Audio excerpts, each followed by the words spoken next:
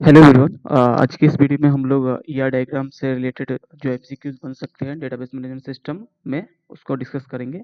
Last video में हम लोग देख रहे थे कि डेटाबेस मैनेजमेंट से रिलेटेड जो इंट्रोडक्शन से रिलेटेड जो भी एमसीक्यूज बन सकते हैं उसको देखे थे।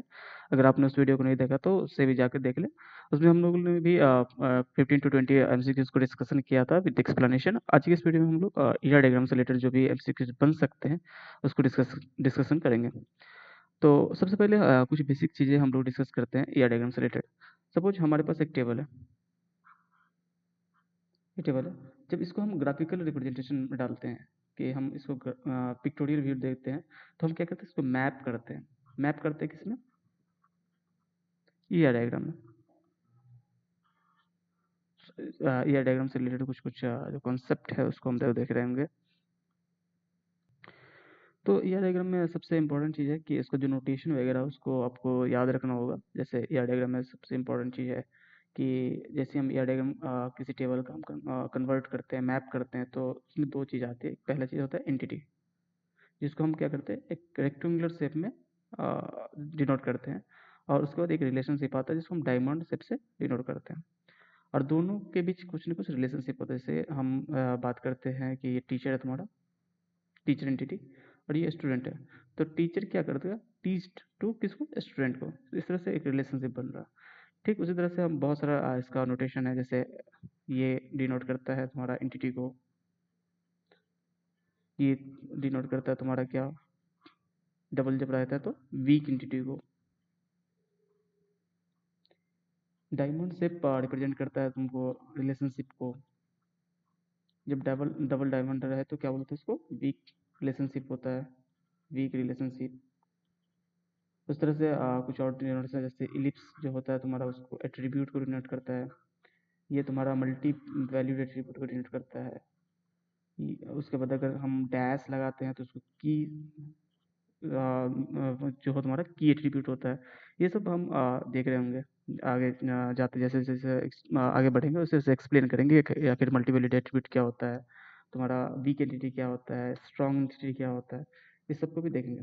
तो जो हमारा फर्स्ट क्वेश्चन है आज का, वो क्या बोल रहा है कि इन द ईआर डायग्राम, जो हमारा ईआर डायग्राम है उसमें एंटिटी आर रिप्रेजेंटेड बाई, मतलब एंटिटी को किस चीज़ से रिप्रेजेंट करते हैं। अभी देखें कि हम लोग एंटिटी को किस चीज़ से रिप्रेजेंट कर रहे होंगे, एक रेक्टेंगुलर शेप से। तो यहाँ इसका ऑप्शन क्या होगा, ए, यानी जो रेक्टेंगुलर रिप्रेजेंट करता है क्या, एंटिटी सेट को।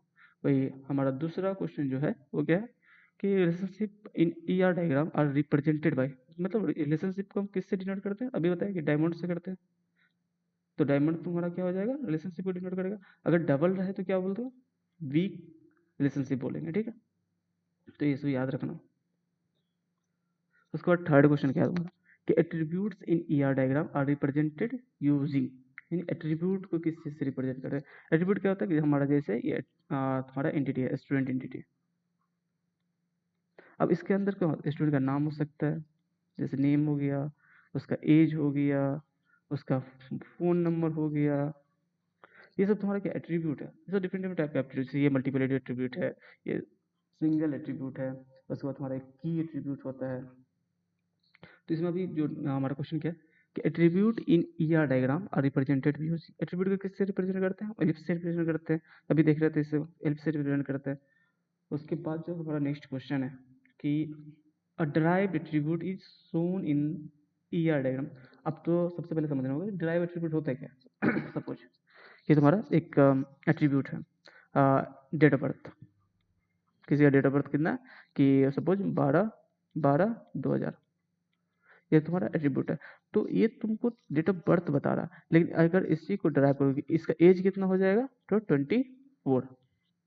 तो ये तुम्हारा क्या शो करेगा, इस तरह का जो एट्रीब्यूट होगा कि एज से हम क्या, डेट ऑफ बर्थ से हम क्या ड्राइव कर रहे हैं, एज को ड्राइव कर रहे हैं एक सिंगल वैल्यू में। तो ये तुम्हारा क्या होता है, ड्राइव्ड एट्रीब्यूट होता है। उसको कैसे हम रिप्रेजेंट करते हैं, डॉटेड से, डॉटेड एलिप्स से। ठीक है, तो इसको याद रखना कि जो तुम्हारा ड्राइव्ड एट्रीब्यूट होता है उसको हम क्या करते हैं, डॉटेड एलिप्स से रिप्रेजेंट करते हैं। उसके बाद नेक्स्ट क्वेश्चन तुम्हारा है कि the total participation of entity in relationship is shown by. अब तो सबसे पहले ये समझना होगा कि टोटल पार्टिसिपेशन क्या होता है और पार्शियल पार्टिसिपेशन क्या होता है। सपोज तुम्हारे पास एक ईआर डायग्राम है, ये ईआर डायग्राम है। ठीक है, ये तुम्हारा एक रिलेशनशिप है कोई भी, और ये तुम्हारा एंटिटी है, ये सब कुछ। ये एंटिटी है, एंटिटी ये है तुम्हारा एक ईआर डायग्राम बन रहा है, ठीक है। अब जब जिस साइड डबल तुम्हारा डबल लाइन बनेगा, ठीक है, उसको टोटल पार्टिसिपेशन बोलेंगे, टोटल पार्टिसिपेशन बोलेंगे। सिंगल लाइन को क्या बोलेंगे? Partial participation. याद रहेगा, ठीक। तो क्वेश्चन तुम्हारा क्या था? The total participation of entity in relationship is shown using double line. और सिंगल लाइन से क्या करते हैं? पार्शियल पार्टिसिपेशन को रिप्रेजेंट करते हैं। फिर क्या है कि अब वीक एंटिटी है। अब तो तुमको ये समझना पड़ेगा कि वीक एंटिटी क्या है, स्ट्रांग एंटिटी क्या है। अभी हम लोग देख रहे थे कि हम एंटिटी को किससे रिप्रेजेंट कर रहे हैं? रेक्टेंगुलर से। और उसके बाद डायमंड से किसको रिप्रेजेंट कर रहे हैं? रिलेशनशिप को। ये तुम्हारा एंटिटी एक ईआर डायग्राम बन गया, ठीक है। अब क्या है वीक एंटिटी? सबसे इंपॉर्टेंट दो चीज होता है यहाँ पे, एक वीक एंटिटी, एक होता है स्ट्रॉन्ग एंटिटी। वीक एंटिटी के पास देखो, स्ट्रॉन्ग एंटिटी क्या होता है? इसके बाद अपना एक प्राइमरी की होता है। सबसे इंपॉर्टेंट चीज है प्राइमरी की। प्राइमरी की के बारे में बताए थे कि क्या करता है, एक यूनिकली आइडेंटिफाई करता है किसी भी रिलेशनशिप, किसी भी रिलेशनशिप क्या करता है? यूनिकली आइडेंटिफाई करता है। जबकि वीक एंटिटी क्या होता है? डिपेंडेंट होता है, ठीक है। उसके पास अपना कोई प्राइमरी की नहीं होता है। तो क्वेश्चन क्या है कि अ वीक एंटिटी हैज, क्या बोल सकते हैं? नो प्राइमरी की, उसके पास अपना कोई प्राइमरी की नहीं होता है। जबकि स्ट्रॉन्ग एंटिटी के पास क्या होता है? अपना प्राइमरी की होता है। तो इसीलिए वीक एंटिटी को क्या हम डबल जो रेक्टेंगुलर होता है ना, उससे रिप्रेजेंट करते हैं, ये तुम्हारा। और डबल जो तुम्हारा ये होता है डायमंड, उसको क्या होता है? वीक रिलेशनशिप बोलते हैं। तो इसको याद रखना। जो तुम्हारा नेक्स्ट क्वेश्चन है कि the key attribute of entity is underlined in an ER diagram, what does it signify? क्या बोलते हैं? की एट्रीब्यूट जो होता है तुम्हारा, जैसे ये तुम्हारा क्या की एट्रीब्यूट एक अंडरलाइन से शो करता है। तो अब ऐसे की मतलब क्या होता है कि वो वैसा एट्रीब्यूट जो की एट्रीब्यूट हो किसी भी ईआर डायग्राम के लिए। मीन्स क्या कि वो पूरा जो रिलेशनशिप है उसको यूनिकली आइडेंटिफाई करे। तो वो कौन कर सकता है? कौन सा की कर सकता है? वो प्राइमरी की कर सकता है ना सिर्फ। यूनिक तो नहीं करेगा, नॉट नल कंस्ट्रेंट है ये तुम्हारा। तो जो प्राइमरी की जो होता है वो क्या करता है? तुम्हारा ईआर डायग्राम को यूनिकली आइडेंटिफाई करता है। फिर नेक्स्ट क्वेश्चन क्या है कि relationship where one entity is related to only one other entity. ये क्वेश्चन जो है तुम्हारा वो रिलेशनशिप से रिलेटेड है कि तुम्हारा जो हम लोग देखे थे कि जो रिलेशनशिप होता है थोड़ा फोर टाइप्स का होता है कि one to one, one to many, many to one और मेनी टू मेनी। इस तरह के रिलेशनशिप हम लोग पढ़े थे। यहाँ क्या बोला? One entity is related to only one other entity. तो ऑब्वियसली वन टू वन, तो हम इसका ऑप्शन क्या है? One to.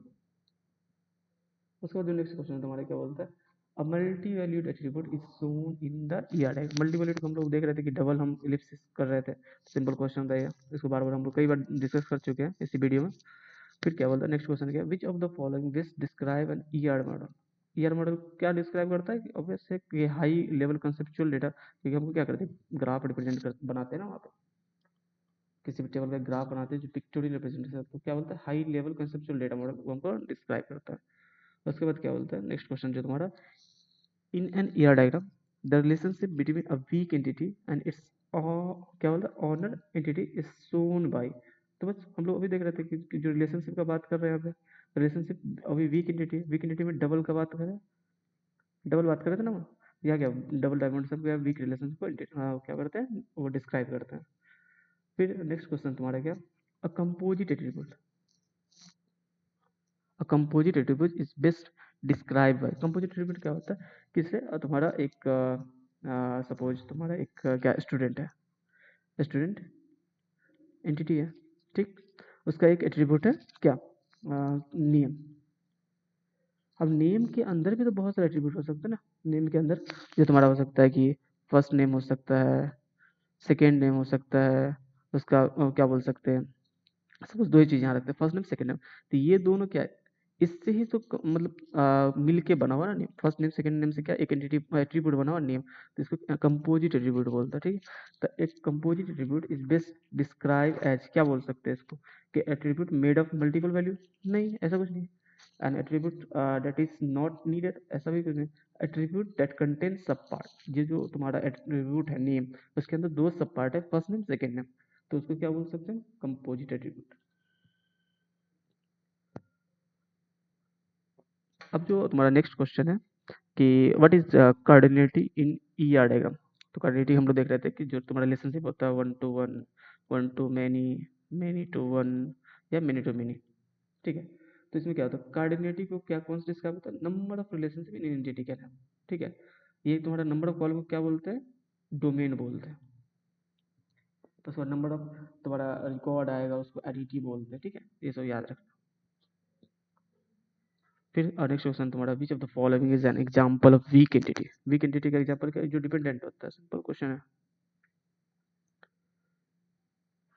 इन स्टूडेंट क्या है, जो नेक्स्ट क्वेश्चन तुम्हारा क्या बोलते हैं, if a student can enroll in many courses, यानी कि क्या है, एक स्टूडेंट है तुम्हारा, जैसे ये तुम्हारा एक स्टूडेंट एंटिटी है जिसमें क्या स्टूडेंट S1 है, S2 है, S3 है, वो क्या मेनी कोर्सेज में इनरोल है, एंड कोर्स है मेनी स्टूडेंट, मतलब एक कोर्स का है एंटिटी है जिसमें मल्टीपल कोर्सेज है, C1 C2 C3। अब देखो क्या करोगे question, if a student can enroll in many course, यानी सपोज एस एक स्टूडेंट है जो मेनी कोर्स में इनरोल कर सकता है, and course can have multiple student, suppose ये कोर्स जो C1 है इसके पास मल्टीपल स्टूडेंट है, जैसे C1 C1, तो उसे क्या बोलेंगे, ऑब्वियस है कि एक स्टूडेंट मल्टीपल कोर्स ले सकता है, मल्टीपल कोर्स जो है जो एक कोर्स है मल्टीपल स्टूडेंट भी ले सकता है, तो ये मेनी टू मेनी का बात चल रहा है, तो ये जो रिलेशन होगा मेनी टू मेनी होगा। फिर नेक्स्ट क्वेश्चन तुम्हारा क्या है कि a weak entity must always have, एक वीक एंटिटी बस क्या होगा तुम्हारा, वन यूनिक एट्रीब्यूट, ऐसा तो कुछ नहीं हम बात किए थे, फॉरेन की ऐसा भी कुछ नहीं बात, पार्शियल की विद सपोर्टिंग स्ट्रॉन्ग एंटिटी, हाँ ये हो सकता है, क्योंकि हम लोग बात करते हैं कि ये डिपेंडेंट होता है, इसके पास अपना कोई प्राइमरी की नहीं होता है, तो वो दूसरे पे डिपेंड रहता है, तो किस पे डिपेंड रहेगा, ऑब्वियस है स्ट्रॉन्ग एंटिटी, क्योंकि स्ट्रॉन्ग एंटिटी के पास अपना क्या प्राइमरी की होता है, तो वीक एंटिटी मस्ट ऑलवेज है क्या होता है, पार्शियल की होता है और सपोर्टिंग स्ट्रॉन्ग एंटिटी, ठीक है। फिर नेक्स्ट क्वेश्चन क्या है कि an entity set that has a primary की इज कॉल्ड, मतलब कोई एंटिटी सेट है और उसके पास प्राइमरी की है, तो ऑब्वियस हम लोग कई बार डिस्कस किए कि अगर प्राइमरी की किसी एंटिटी के पास है तो उसको क्या बोलेंगे, स्ट्रॉन्ग एंटिटी, अगर नहीं है तो क्या बोलेंगे, वीक एंटिटी, ठीक। उसके बाद क्या नेक्स्ट क्वेश्चन है, which of the following is not a valid relationship type, मतलब हम लोग भी देख रहे थे कि 1 to 1 एक रिलेशनशिप होता है, 1 to many होता है, many to 1 होता है, many to many होता है, बट 1 to कंपोजिट हम तो देखे ही नहीं अभी तक, तो ये तीनों तो होता ही है हमको पता है, बट इसके बारे में हमको पता नहीं, तो which of the following not a valid, not a valid कौन होगा, 1 to कंपोजिट। उसके बाद नेक्स्ट क्वेश्चन तुम्हारा कि N attribute that uniquely identify N attribute in an entity set is called, क्या फिर से क्वेश्चन पढ़ो कि N attribute that uniquely identify an entity, क्योंकि यूनिकली आइडेंटिफाई कर देता है किसी एंटिटी को इन एंटिटी से, ऑब्वियस हम लोग यूनिकली आइडेंटिफाई कौन सा कर सकता है, प्राइमरी की कर सकता है, कई बार हम लोग देख चुके हैं इस चीज को। नेक्स्ट क्वेश्चन क्या है तुम्हारा कि in an ER diagram a recursive relationship occur when, recursive क्या मतलब होगा कि जैसे हमारा ये तुम्हारा ये एंटिटी है और इसके साथ कोई रिलेशनशिप है, और फिर यही आपस में ये दोनों रिकर्सिवली कॉल कर रहा है एक दूसरे को, जैसे तुम लोग आप प्रोग्रामिंग लैंग्वेज समझते हो, तो सिंपल समझे कि रिकर्सिव रिलेशनशिप मतलब क्या कि attribute point two another attribute नहीं, two entity set same नहीं, और relationship has no attribute नहीं, entity is related to itself, खुद से वो रिलेटेड रहेगा, तो उसको क्या बोलेंगे हम लोग, रिकर्सिव रिलेशनशिप। तुमको क्वेश्चन में ये भी देख सकते कि डायग्राम दे देगा कि कौन सा इसमें रिकर्सिव रिलेशनशिप है, इस तरह का डायग्राम अगर दिखे तो तुम बोल देना कि हाँ ये रिकर्सिव रिलेशनशिप है जो खुद को रिलेट करता है। थर्ड क्वेश्चन क्या है तुम्हारा कि what is the ternary relationship, ternary का मतलब होता है थ्री, इतना तो मेरे को पता है ना। अब टर्नरी रिलेशनशिप मतलब कोई एक ऐसा रिलेशनशिप होगा जिसमें तीन एंटिटी होगा, तीन एंटिटीज का सेट हो तो उसको हम क्या बोलेंगे, टर्नरी रिलेशनशिप, सिंपल। तो उसमें कोई ऑप्शन क्या होगा कि relationship between three entity, simple. फिर नेक्स्ट क्वेश्चन क्या है तुम्हारा कि aggregation in ER diagram is used, हम एग्रीगेशन क्यों यूज करते हैं, क्योंकि हमको represent a relationship as a entity, हमको aggregation is used to treat relationship as entity for further relationship.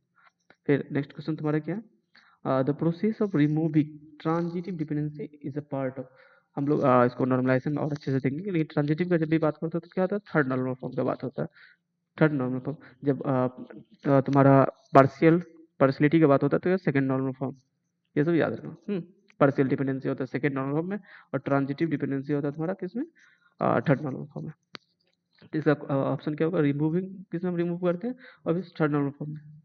उसके बाद जो नेक्स्ट क्वेश्चन है तुम्हारा क्या है, which is true about multi valued attribute. मतलब मल्टी वैल्यूड एट्रीब्यूट में क्या होता है कि हम लोग मल्टीपल वैल्यू, जैसे फोन नंबर है किसी एम्प्लॉय का, तो मल्टीपल फोन नंबर हो सकता है, ईमेल है तो मल्टीपल ईमेल हो सकता है किसी भी एम्प्लॉय का, एक एम्प्लॉय का।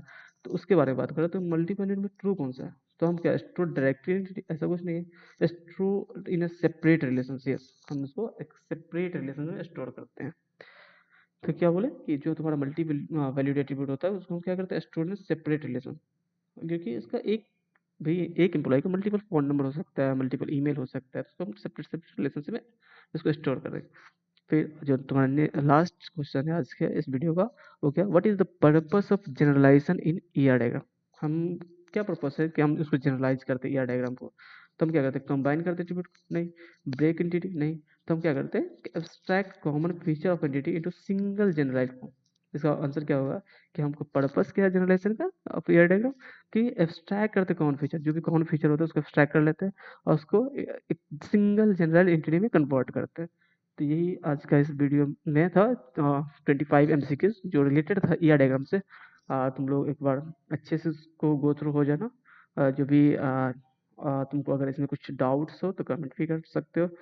और इससे रिलेटेड हम अभी 2-3 वीडियोस और भी डालेंगे जो डीबीएमएस के एमसीक्यू से रिलेटेड रहेगा, जिसमें हम लोग एसक्यूएल के बारे में जानेंगे, ज्वाइन के बारे में देखेंगे, उसके बाद ट्रांजेक्शन के बारे में देखेंगे। आज की इस वीडियो में हम लोग ईआर डायग्राम को अच्छे से समझे।